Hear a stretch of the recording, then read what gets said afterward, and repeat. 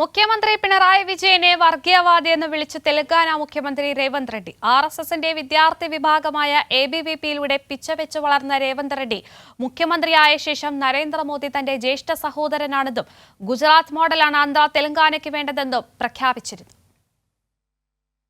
ആദ്യം ഈ ദൃശ്യങ്ങളൊന്ന് കാണണം. കോൺഗ്രസ് ഭരിക്കുന്ന തെലങ്കാനയിലെ ആദിലാബാദിലെ മദർ തെരേസ സ്കൂളിന് നേരെ തീവ്ര ഹിന്ദുത്വവാദികൾ നടത്തിയ ആക്രമണമാണ് ഇത്.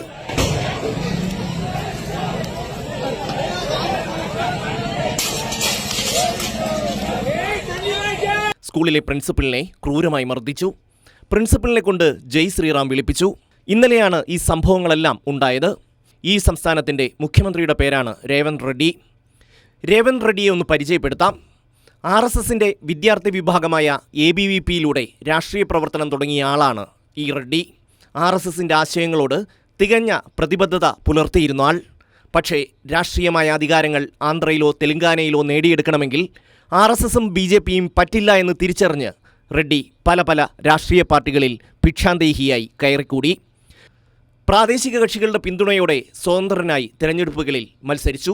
തെലുങ്ക് ദേശം ഉൾപ്പെടെയുള്ള പാർട്ടികളുടെ ഭാഗമായി. ഒടുവിലാണ് കോൺഗ്രസിലേക്ക് എത്തിയത് 2017. കോൺഗ്രസിൻ്റെ മുഖ്യമന്ത്രിയായ ശേഷവും അദ്ദേഹത്തിൻ്റെ മനസ്സിൽ RSS വിധേയത്വവും സ്നേഹവും ഒട്ടും കുറഞ്ഞിട്ടില്ലെന്ന് തെളിയിക്കുന്നതായിരുന്നു നരേന്ദ്രമോദി തൻ്റെ ജ്യേഷ്ഠ സഹോദരൻ എന്ന പ്രഖ്യാപനം. ഗുജറാത്ത് മോഡലാണ് തെലങ്കാനയുടെ വികസനത്തിന് വേണ്ടതെന്ന് രേവന്ത് റെഡ്ഡി ഒട്ടും സംശയമില്ലാതെ തന്നെ വിളിച്ചു പറഞ്ഞു. ഈ രേവന്ത് റെഡ്ഡിയാണ് പിണറായി വിജയനെ വർഗീയവാദിയെന്ന് വിളിച്ചിരിക്കുന്നത്.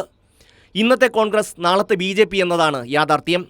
അതിൽ നിന്ന് രേവന്ത് റെഡ്ഡിക്ക് എത്രമാത്രം മാറി നിൽക്കാൻ കഴിയും എന്നതാണ് ഏറെ പ്രസക്തമായ ചോദ്യം. അതും RSSന്റെ മടിത്തട്ടിൽ പിച്ചവെച്ച് വളർന്ന ഒരാൾക്ക്.